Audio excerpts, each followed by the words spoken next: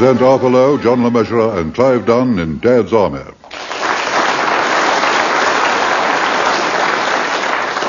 Turkey Dinner, featuring John Laurie, Arnold Ridley, and Ian Lavender, with this week's guests, Bill Pertwee, Frank Williams, Larry Martin, Pearl Hackney, and Harold Bennett.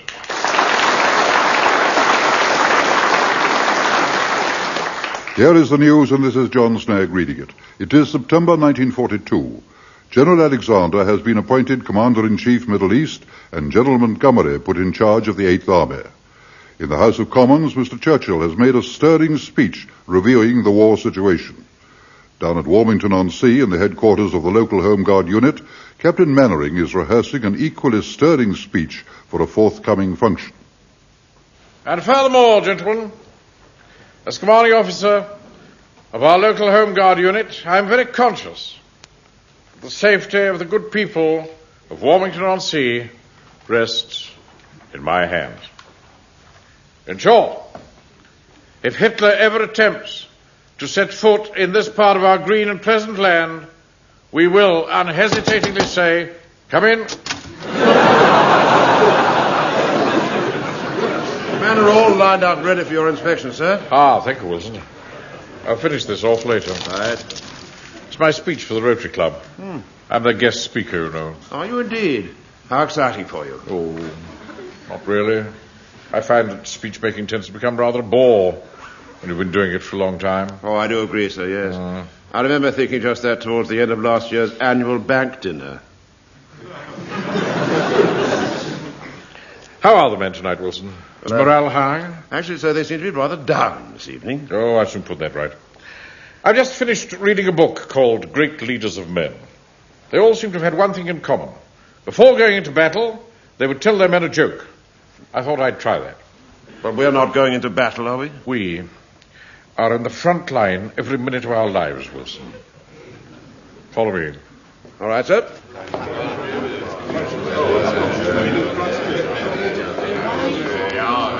Watch, hand! Stand at ease. Now, pay attention, men. As we have a long night ahead of us, I thought I'd lighten the proceedings by cheering you up with a little anecdote. Hey, Joe, I thought that was what they gave you when you'd been bitten by a snake. That's an antidote, idiot. Sorry. Now, when I finish this little story, you have my permission to laugh in the ranks. How nice, sir. Don't anticipate, Godfrey. Oh, I'm sorry, Captain Mannering. Now, it appears that there were 3 British soldiers. A Welshman, an Englishman, and a Scotsman. And they were... Had done, Captain Mannering. What's the matter, Fraser? I hope this is not going to be another of those stupid jokes about the kilt. As a Scot, I'm sick and tired of being used as a butt for silly sassnell jokes. After all, us Scots don't make jokes about bowler hats. Fraser, will you be quiet? Nothing to do with kilts at all. Oh. Where was I, Wilson? A Welshman, an Englishman, and a Scotsman, sir. Oh, yes.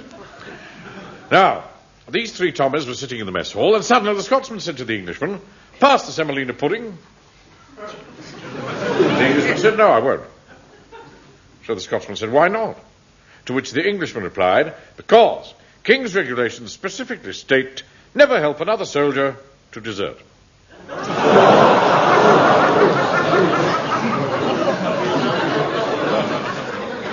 Well, it's all right, you can laugh. If you'll allow me, sir. All right, men, that's the end of Captain Mannering's joke. Thought you'd all enjoy that. See, Wilson, let's put them in a good mood. Oh, yes, sir, yes. Cheered them up no end. Nothing like a joke. No, sir, no. Nothing. Permission to speak, sir. Yes, Jones? I hope you don't think that because we didn't laugh very much we was casting nasturtiums on your joke-telling, sir. It wasn't that at all, sir. No, you told it quite well, sir. Yeah, I'm going to write it down after parade and send it to Radio Fun. They give you £half for a joke like that. £5 if it's a good one. He says, just at the moment we're not much in the mood for merriment and horseplay. Oh, come, Jones, that's not like an old soldier. Tommy Atkins was always one for a laugh. even when he was up to his neck in mud. Oh, you're right there, sir. We did a lot of laughing in the mud in the last war. We was doing it nearly all the time, except when we got shot. Yes, all right, Jones. Now, I want to start... We're not able to laugh tonight, sir, because of an incident what happened last night, in consequence of which me and my section would like to go with you into a private place and reveal something. I see. Well, I'm sure that after parade will be soon enough. Quite right, sir. I'd like to say here and now that Corporal Jones is making a flagpole out of a matchstick over this affair. And bringing you into it's only going to make things 10 times worse. Well, whatever it is, we'll sort it out later. Now, as I was saying... I don't agree with you, Mr. Fraser. It's only fair that Captain Mannering should be told. I mean, after all, he's the one that we call Marshal. Court-martial? Right, Jones. What's all this about? Well, sir, it was like this. Last night when we was on patrol, it was very cold, wasn't it, lads? Freezing it was. Anyway, Mr. Mannering, knowing you wouldn't want us to catch a chill, I used my initiative and took the lads to the Horse and Broom and made certain they all had a tot of rum inside them. I'm sure, sir, you'd have done the same if you'd been in my position. I doubt it, Jones. You know my views on alcohol. Well, sir, be that as it is, we'd only been back on patrol for 10 minutes when Mr. Godfrey here started shivering. You see, sir, I'm not very good in the cold. Unfortunately, my sister Sissy hadn't quite finished my new cardigan, because she can't get the orange wool that she needs. Yes, all right. Quite prepared to accept the fact that you were cold. Oh, thank you, sir. You were very understanding. Anyway, sir, we took Private Godfrey into the next pub, the King's Head, and by the time we'd downed a couple of port and lemons, he was as bright as ninepence, so we went on our way. I only had one in there, Mr. Mannering. I must admit I'd one as well, sir, but just to keep Godfrey company, you understand? Yes, all right, Fraser. Go on, Jones. Well, a few minutes later, just as we were passing the Goat and Compasses, the landlord come out and he said he thought he heard something rumbling down below. So I sent 2 men into the cellar with hand grenades, and the rest of us stood by to give them covering fire. Whereabouts? 2 in the saloon and the rest in the snug. I see. Well, this is all very serious. You did the right thing telling me about it. And so long as you promise never to let it happen again, I'm prepared to overlook it just this once. Yon corporal hasn't finished yet, sir. You mean there's more? I'm afraid so, sir. It got a bit embarrassing. If it's embarrassing, sir, I'm sure you'd rather not hear it. Of course I want to hear it. Go on, Jones. Actually, sir, it was I who got rather embarrassing. You, Godfrey? Yes, sir. Afraid so, sir. I started to sing, rather raucously. It was a song about a monk. Glad that it was at least a religious song. This one wasn't religious. It was about a monk of high renown. I see. I didn't know high renown monks were all wicked like that. All right, Frank, that's enough. I must say, Godfrey, I'm flabbergasted to think that you should even know such a song. Well, I heard it quite a lot in the last war, sir, when I was sitting in the mud. I hope nobody heard you last night. Ah, well, that brings us to the next bit, sir. I see. Let's hear it, Jones. Well, sir, someone come in and said they could hear something going on in a nearby haystack. And I, in a jocular fashion, said, well, there's lots of things go on in haystacks. You can say that again. I know a Welsh girl called Bronwyn Evans who spends half her life in a haystack. The fellas call it a welcome in the valley. You know, because she's always... Yes, all right, we understand. I don't understand. Why do they call her that? Oh, Frank, be quiet. Just be quiet. Go on, Jones. Well, sir, all jocular thoughts were suddenly wiped from my mind as I realised I was a soldier and it was my duty to investigate. Well, I'm glad somebody came to their senses at last. I rallied my men and we went out into the murky night with our bayonets fixed. I wasn't at all frightened this time, Mr. Mannering. You know, I think rum and whiskey and cider must give you courage, don't you, Mr. Fraser? Young fool. Anyway, so we was crossing the field near the haystack when all at once something flutters up. I was very alert by now, sir, and my reflections was very quick. So I raised my rifle and I shot it. That was then we got a bit of a surprise. Good Lord. Don't tell me you shot Bronwyn Evans. No, sir, it was an enormous great turkey, which is now plucked and in my fridge. I find this quite unbelievable. To think that men from my platoon would go out on a drunken rampage from pub to pub. Like one of those comic stories that chap on the wireless tells. Who, Rob Wilton? The day war broke out. Yeah, Now, look, man, I want you to know that I consider what you've just told me to be very serious. By rights, you should all be on a charge, and as for you, Pike, you're getting much too cheeky. I shall have a word with your mother. That's not fair. I'm being victimised because of my youth. I mean, why don't you have a word with Mr. Jones's mother? You leave my mother out of this. My mother's gone to another place. Oh, I'm sorry, Mr. Jones. She's moved to Hastings.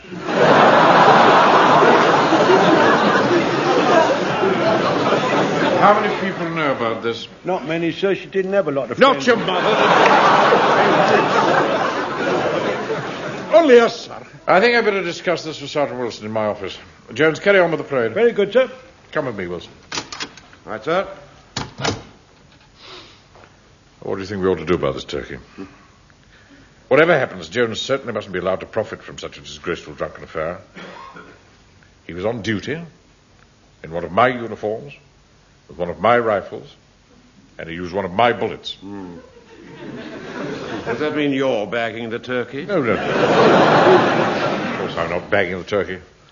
At least not all of it. In that case, I bags it. Oh, no, you don't. Anyway, I bagged it first. You said you didn't want it. Besides, you didn't say the word bag, so it doesn't count. Now, look here, Wilson. You start any of that public school cheating with me. Come in. Permission to interrupt you, sir. Yes, Jones, what is it? Well, sir, me and my men have just been putting our heads together and having a heart-to-heart. What about? A turkey, Mr. Manreen. That's right, sir. We want to say we're very askance at what we've done, so we've come to a conclusion as to what we should do with our ill-gotten gains. Really? And what's that? We think the platoon ought to give a turkey dinner to the local old-age pensioners. Capital idea. Oh, I can see it now. It'll be a night to remember. Mind you, sir, it'll have to be properly organised. Oh, I quite agree, Fraser. Wilson, form a turkey dinner general purposes committee. Sir? We'll meet tomorrow night, and I'll be chairman.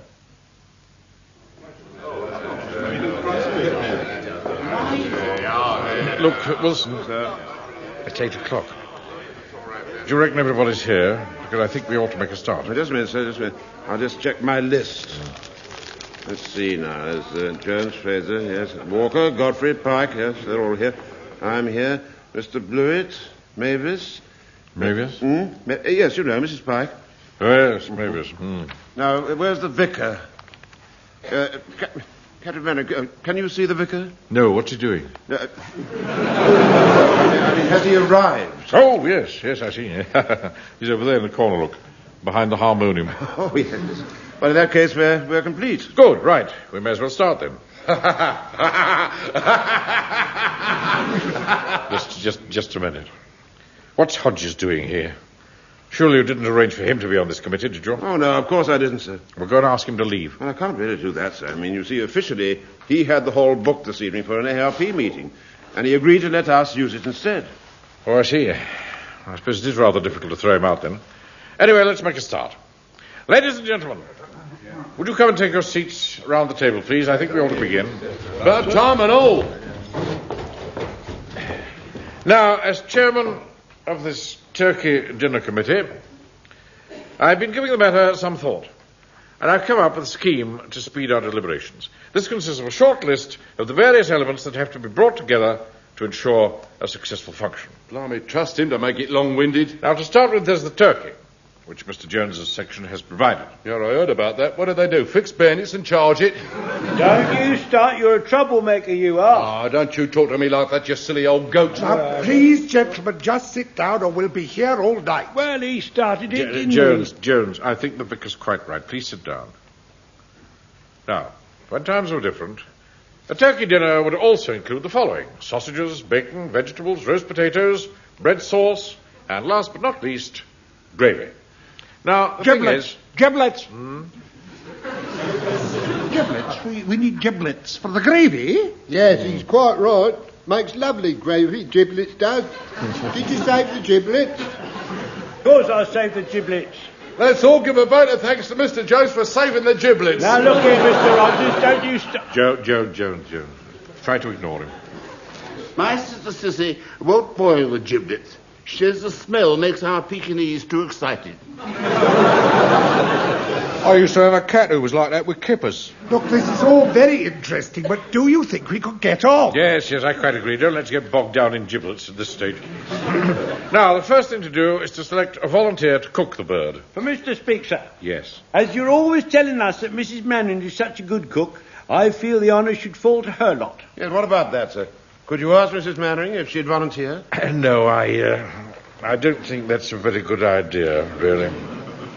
She's never had the experience of anything so large. You see, there's only ever been the two of us. Well, there's a week still to go. She could start with a pigeon and work her way up. My mum could cook it. She can cook anything, can't she, Uncle Arthur? Well, go on, Arthur. Answer the boy. Oh, yes. Well, of course you can, Frank. Yes. My friend Mrs. Fox is the finest cook I've ever come across.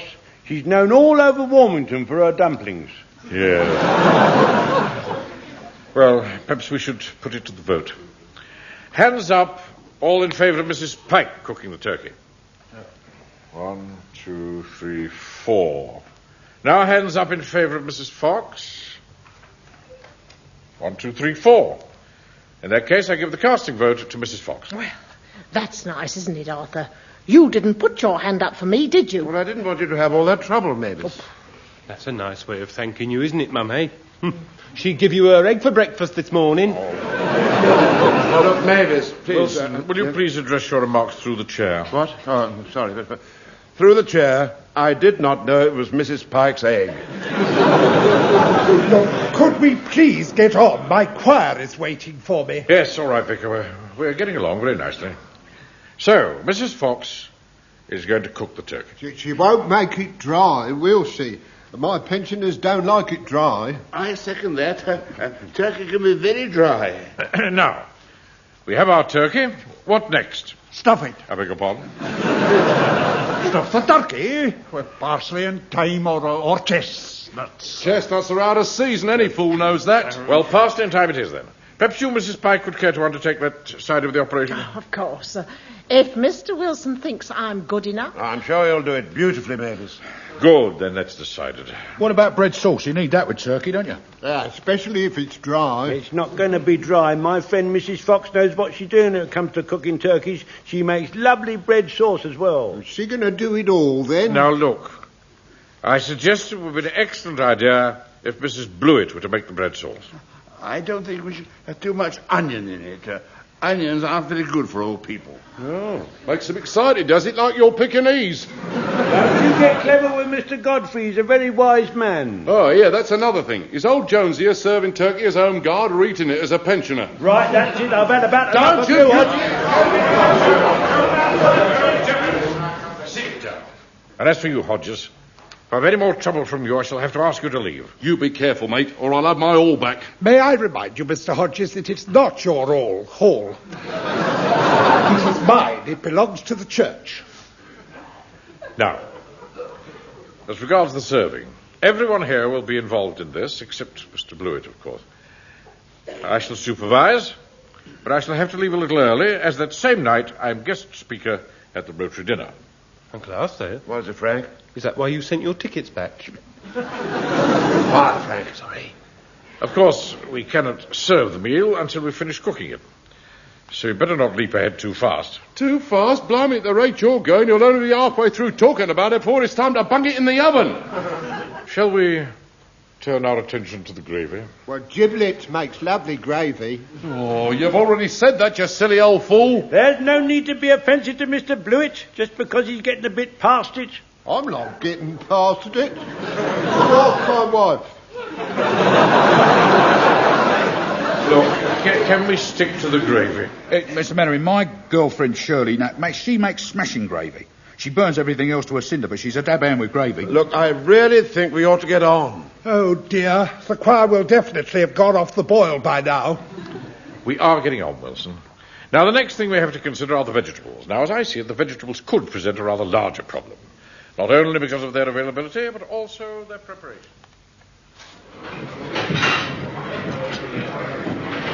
Here you are, Walker. Put a roast potato on this one. Right you are, Mr. Mannering. Yeah. Oh, don't throw it on the plate like that. Anything splashes up, it might get on my tails. The way you covered yourself up with that apron, sir, I shouldn't think there's much chance of that. Be that as it may, there's still no point in taking any chances.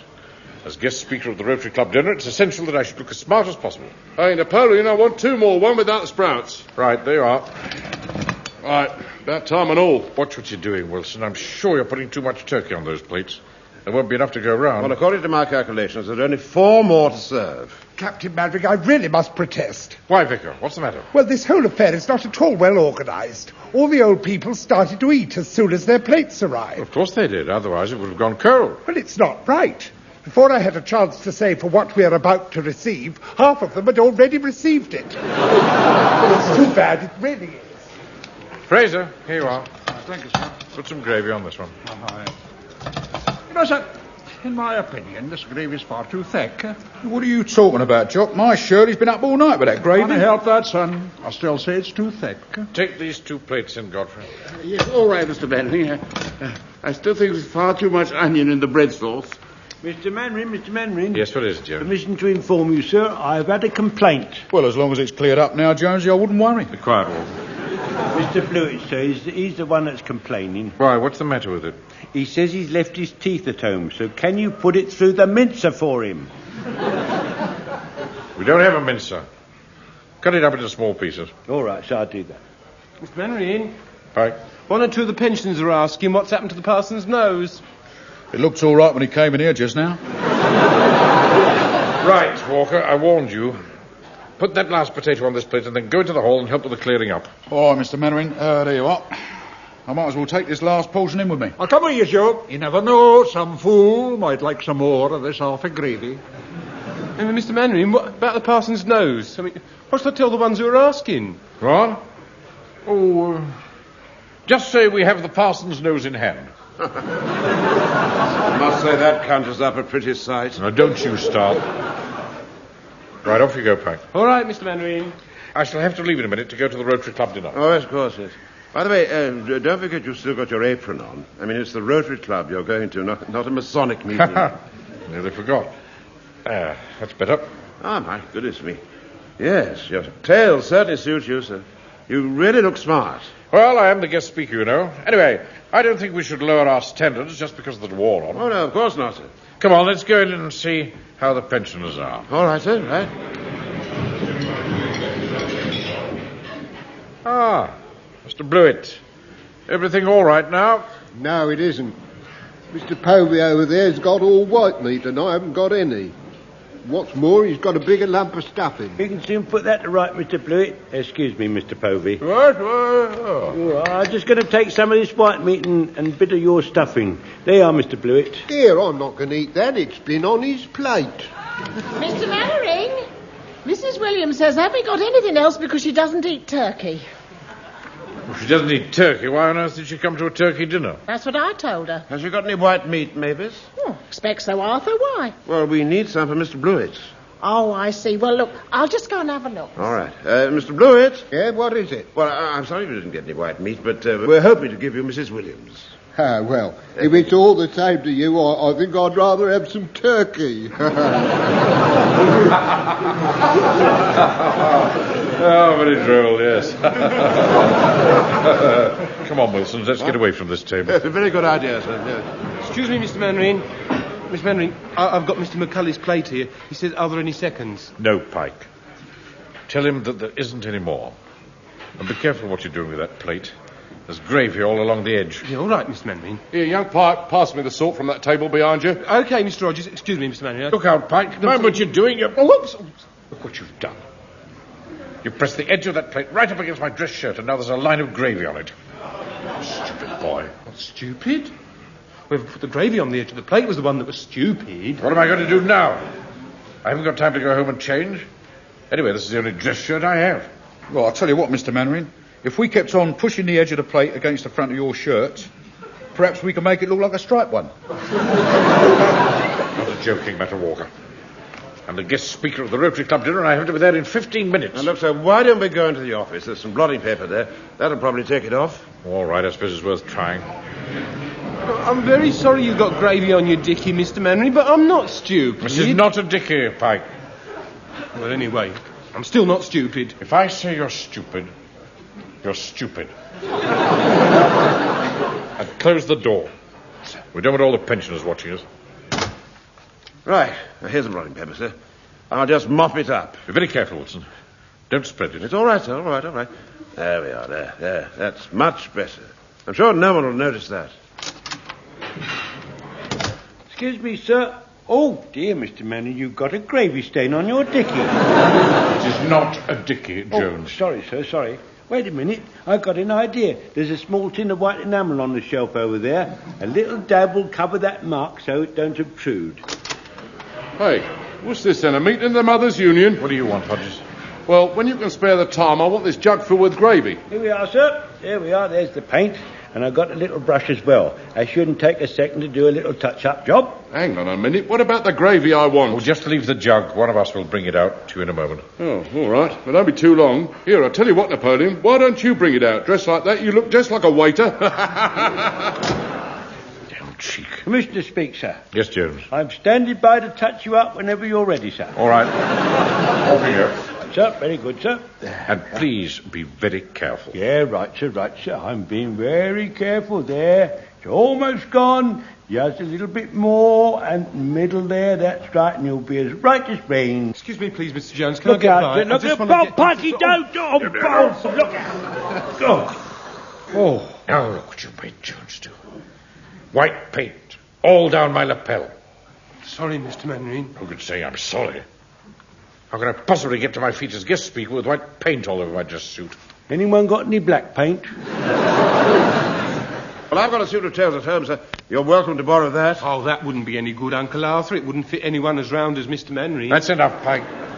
None of this would have happened if it hadn't been for your carelessness. Just get out. Yes, Mr. Mannering.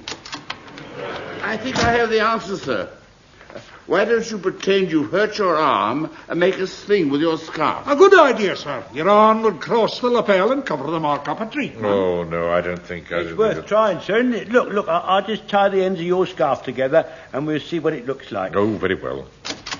Blimey, how much longer are you going to be with that gravy? This is supposed to be tonight's turkey dinner, not tomorrow's breakfast. I know, I'm sorry. You'd better come in and get it yourself. Thanks. I should have done that in the first place. There you are, Captain Mannering. That's got your arm in a lovely little sling, and it completely covers the white mark. Now, what do you think? Oh, I don't know. Well, you look very brave during your speech-making. I really don't think it looks very No, good. I think Jones is right, you know, sir. And if you wince a bit now and then, you'll get twice the applause at the end. Yes. Well, it does seem to do the trick, doesn't it? Oh, it does that, sir. No one will ever know. Well, I'm very angry that all this has happened, of course, but nevertheless, Wilson, I think it's typical of our lads to show such ingenuity and resourcefulness. Yes, indeed, sir. Right, put my overcoat round my shoulders, will you? Yes, all right, sir. There you are. And there's your bowler. Thank you, Wilson. I better be off. Good luck, Good luck, sir, and don't worry, you'll find. Thank you, Fraser. Look, when you lot have finished, can I get past to the door? All right, be very careful what you're doing with that jug of gravy. Hey, Mr. Rogers, hurry up. They're still waiting for the gravy. Whoa!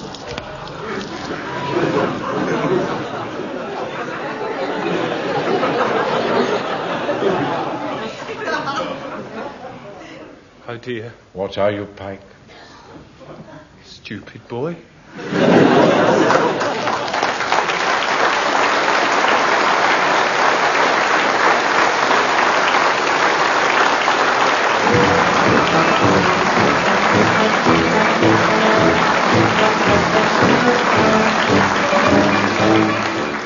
In that episode of Dad's Army, based on the original television series by Jimmy Perry and David Croft, you heard Arthur Lowe as Captain Mannering, John LeMessurier Sergeant Wilson, Clive Dunn Corporal Jones, John Lorry Private Fraser, Arnold Ridley Private Godfrey, Ian Lavender Private Pike, Bill Pertwee Chief Warden Hodges, Frank Williams the Vicar, Larry Martin Private Walker, Pearl Hackney Mrs. Pike, and Harold Bennett as Mr. Blewett.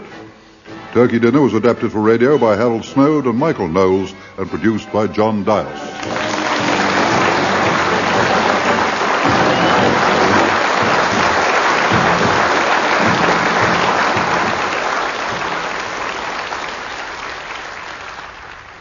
Arthur Lowe, John LeMessurier and other members of Dad's Army are now appearing at the Theatre Royal, Brighton.